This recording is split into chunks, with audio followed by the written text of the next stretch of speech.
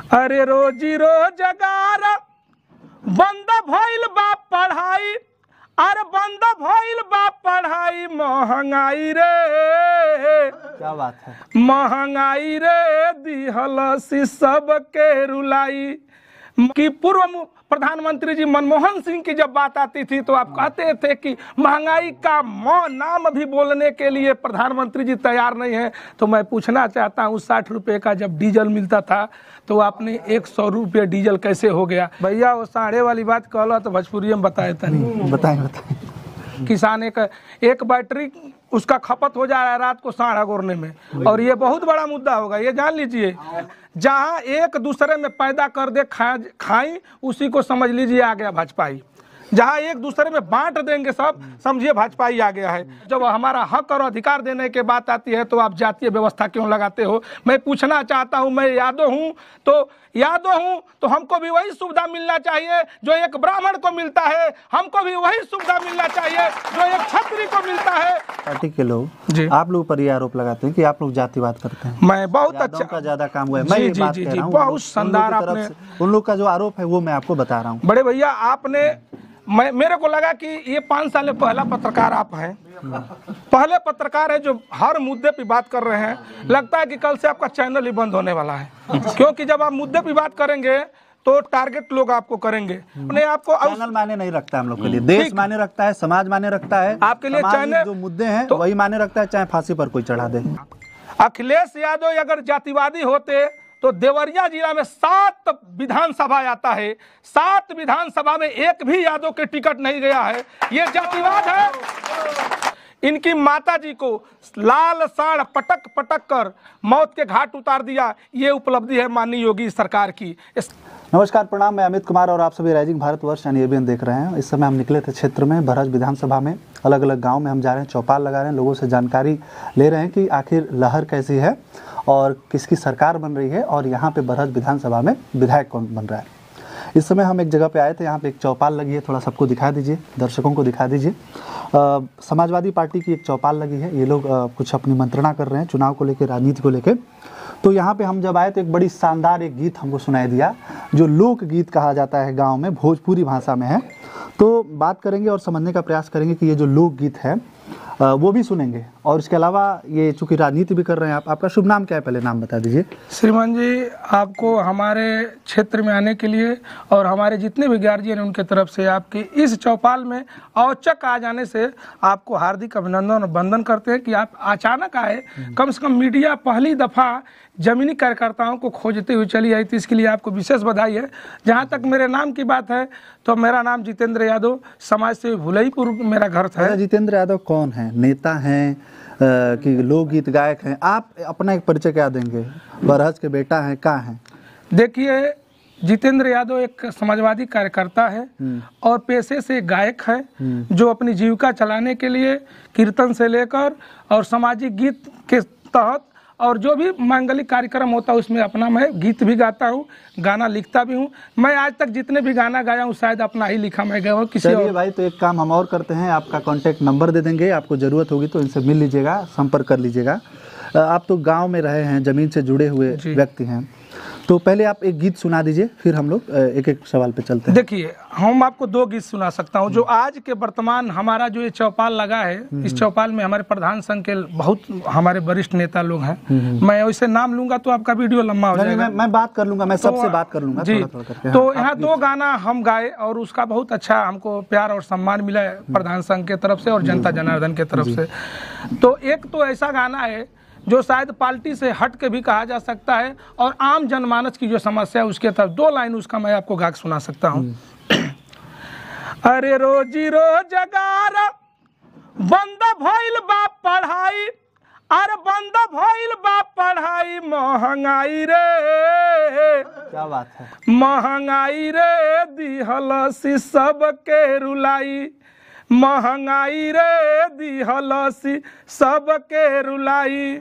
अरे 100 के पार भइल डीजल पेट्रोल हो, अरे 100 के पार भइल डीजल पेट्रोल हो, केहू नहीं बूझ पावा जाता मोदी जी के खेल हो।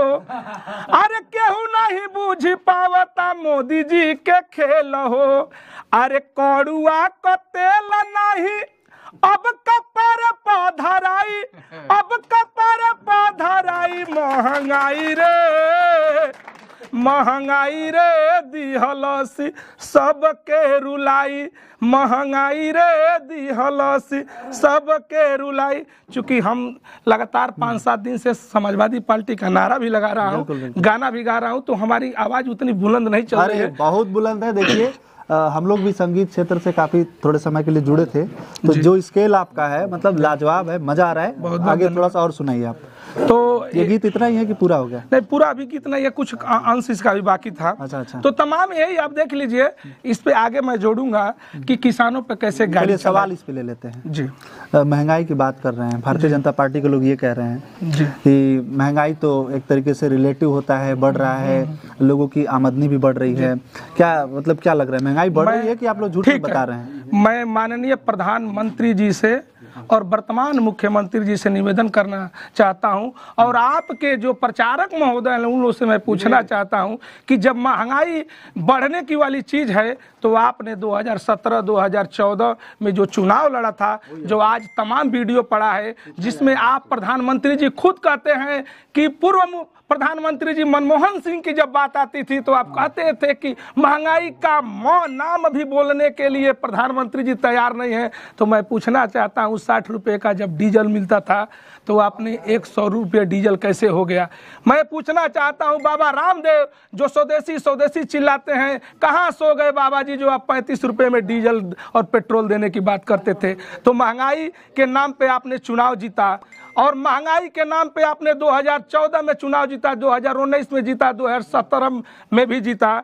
लेकिन मैं बताना चाहता हूँ, यही महंगाई आपको भी लेके जाएगी। जिस महंगाई को आप नज़रअंदाज कर रहे हैं, आने वाला समय 2022 का जो चुनाव है उत्तर प्रदेश में महंगाई के मुद्दे पर, बेरोजगारी के मुद्दे पर लड़ी जा रही है। अच्छा, आप एगो कोनो सांड वाली बात कर रहे थे, क्या मतलब सांड वाली समस्या क्या है, थोड़ा इसको बताइए। भैया वो सांडे वाली बात कहला तो भोजपुरी में बताए तनी। बताएं। हमने का किसाने का लड़का है जहाँ सबसे बड़ी समस्या है, हिंदी इसलिए बोल रहा हूँ कि ये मीडिया वाले नहीं, हमने के दर्शक ठीक है, मिक्स बन एनी का सांड के समस्या बहुत बड़ा बा। आ सांड देखा तनी भैया, हमारे अखिलेश यादव जी के और गठबंधन के नेता हैं ओम प्रकाश राजभर जी तो पूरा बता ही रहे हैं कि सांड कैसे बर्बाद कर रहा है। किसान एक बैटरी उसका खपत हो जा रहा है रात को सांड अगोरने में, और ये बहुत बड़ा मुद्दा होगा, ये जान लीजिए हम। और मैं पूछना चाहता हूँ, गौशाले जो बना था, अरबों खरबों रुपया गौशाले पे लूट लिया गया, वो कहाँ है? वो कहाँ है गौशाले? ये जो व्यवस्था सांड के नाम पे भी जैसे सरकार बदलेगी देखिएगा, सुनने में मिलेगा जैसे हमारे माननीय अखिलेश यादव जी पे टोटी का जो शब्द लोग इस्तेमाल करके आरोप लगाते हैं, जैसे अखिलेश यादव जी की सरकार आएगी हम लोग बताएंगे कि सांड के नाम पे भी बहुत बड़ा घोटाला हुआ है इस सरकार में। क्योंकि गौशाला जो बना है, आप कहीं भी देखा, किसी भी ग्राम सभा में जाइए, कहीं गौशाला दिखेगा नहीं। कहीं 1-2 गौशाला बन भी गया है तो ना वहाँ चारा दिखेगा, ना वहाँ मवेशी देखी जाएगी, और ना ही वहाँ उसका देखभाल करने वाला कर्मचारी देखेगा। ये सत्य बात है, आप जमीन पे आप कहीं भी देख सकते हैं। अच्छा, गाँव आप घूम रहे हैं, क्या लोगों को बता रहे हैं बरहज में के माहौल का बा, कैसे लोगों को कन्विंस कर रहे हैं? क्या कि बहुत लोग को यही नहीं पता है, जैसे आपने कहा कि राजभर जी की पार्टी से गठबंधन हुआ है, तो उन लोग के समझ में नहीं क्या होता कि समाजवादी पार्टी के देवे के बाकी नहीं देवे के, कंफ्यूजन की स्थिति बा। हम ग्राउंड रिपोर्ट में थोड़ा कुछ लोग से हम बात किए, राजभरों की मैं बात कर रहा हूँ, तो क्या लगता है ट्रांसफर होगा? कैसे कन्विंस कर रहे हैं लोग? देखिए भैया, ये लड़ाई हम लोग की भाजपा से है। भाजपा माने पाखंड, भाजपा माने झूठ, भाजपा माने एक तरह से समझ लीजिए कि जितना हो सके जहाँ एक दूसरे में पैदा कर दे खाई, उसी को समझ लीजिए आ गया भाजपा ही। जहाँ एक दूसरे में बांट देंगे सब, समझिए भाजपा ही आ गया है। पिछड़े समाज में तो अभी भी समझिए कि अंधविश्वास फैला हुआ है।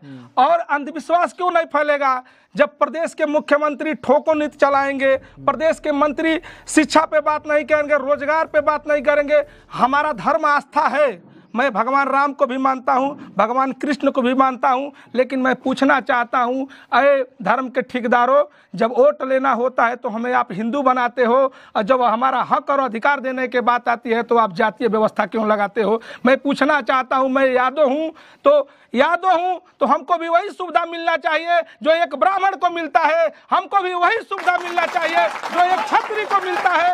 और कोयरी, कुहार, गोड़, हजाम, बिंद, मला, जो भी ओबीसी की जातियां हैं, अगर जो हिंदू हैं तो उनको डिवाइड क्यों किया जाता है, उन्हें बड़ा व्यवस्था में क्यों लिया जाता है, जबकि संविधान किसी को बांटने की बात नहीं करता है। संविधान सबको एक समान एक अधिकार देने की बात करता है। काउंटर में कर दूं, भारतीय जनता पार्टी के लोग आप लोग पर ये आरोप लगाते हैं कि आप लोग जातिवाद करते हैं। मैं बहुत अच्छा का ज्यादा काम हुआ है, मैं ये बात कह रहा हूं, बहुत शानदार आपने, उन लोग का जो आरोप है वो मैं आपको बता रहा हूँ। बड़े भैया, आपने, मेरे को लगा कि ये 5 साल में पहला पत्रकार आप हैं, पहले पत्रकार है जो हर मुद्दे पे बात कर रहे हैं। लगता है कि कल से आपका चैनल ही बंद होने वाला है, क्योंकि जब आप मुद्दे पे बात करेंगे तो टारगेट लोग आपको करेंगे। मैं अपने आप को चैनल माने नहीं रखता, हम लोग के लिए देश माने रखता है, समाज माने रखता है, आपके लिए चैनल जो मुद्दे हैं तो वही माने रखता है, चाहे फांसी पर कोई चढ़ा दे।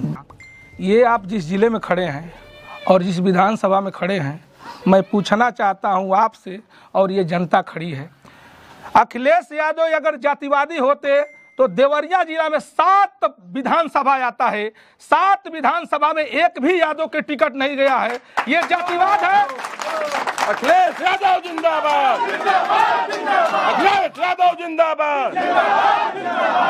ये जातिवाद है कि समाजवाद है? आप महोदय बताइए कि हमारे नेता ने जिस बरहज में खड़े हैं, वैश्य समाज, बनिया समाज के नेता को उतारा है, और ऐसे नेता को उतारा है जिसे आप ये कभी नहीं कह सकते हैं कि वो नेता यादव है।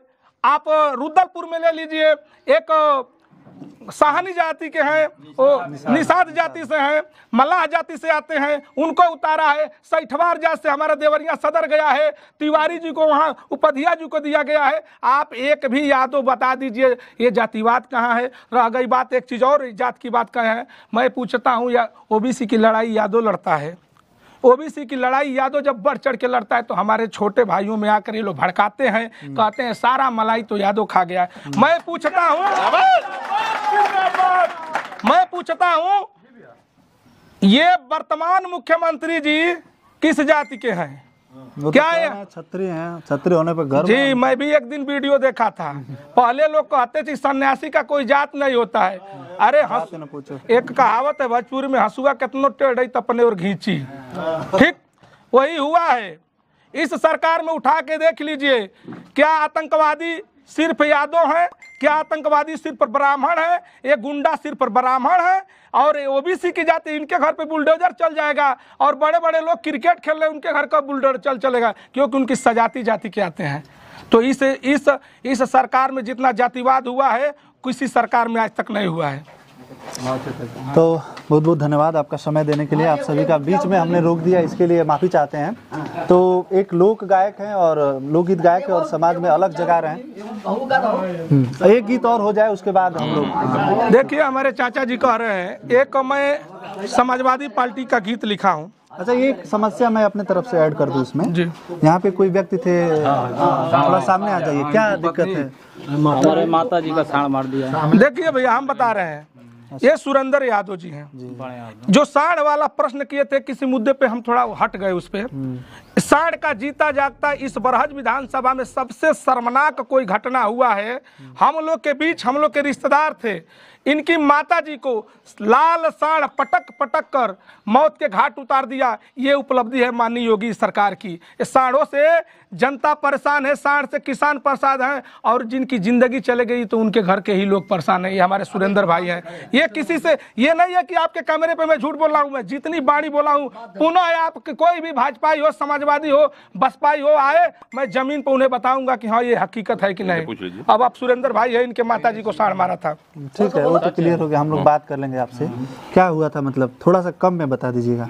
कम में हमारे माता जी को, अरे 3-4 महीना हुआ घटना हुआ, कोई सुनवाई नहीं हुआ इसमें।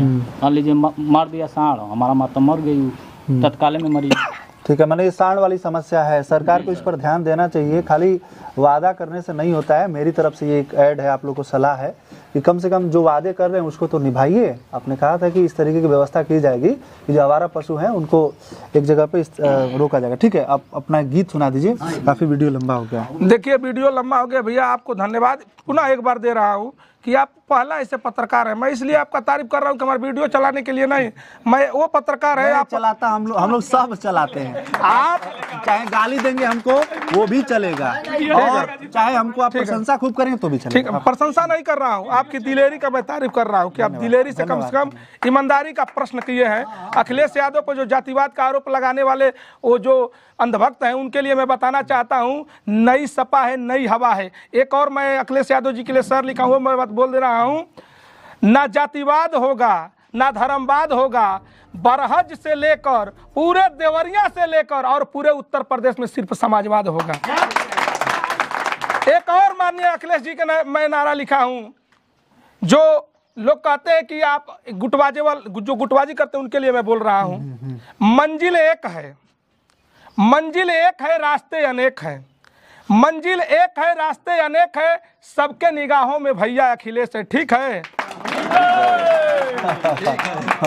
आप कहीं से भी जाइए, कहीं किसी से बतियाइए, लेकिन साइकिल चुनाव चिन्ह को अखिलेश यादव जी को देखिए। यही मैं आप लोग के साथ, और गाना मैं जो लिखा हूँ माननीय भोजपुरी में मैं गाना लिखा हूँ माता बहनों को समझाने के लिए, जो गाना लिखा हूँ आज ही तत्काल लिखा गया है। माननीय प्रधान जी राजेश यादव जो प्रधान संघ के अध्यक्ष हैं और हमारे ये वर्तमान हमारे पूर्व प्रधान संघ के अध्यक्ष हैं, ये सब प्रधान संघ के अध्यक्ष हमारे गार्जियन लोग हैं। तो मैं जो गाना लिखा हूँ, अरे जाति पाति धर्म में अरे जानी तू भूलई हो, भाजपा जाती है, भाजपा फैला होती है धर्म में ना, यही अरे जाति पाति धर्म में अरे जानी तू भूलई हो, अब की बार भैया भौजी, अरे अब की बार चाचा चाची साइकिल के जीतई हो, अब की बार चाचा चाची साइकिल के जीतई हो।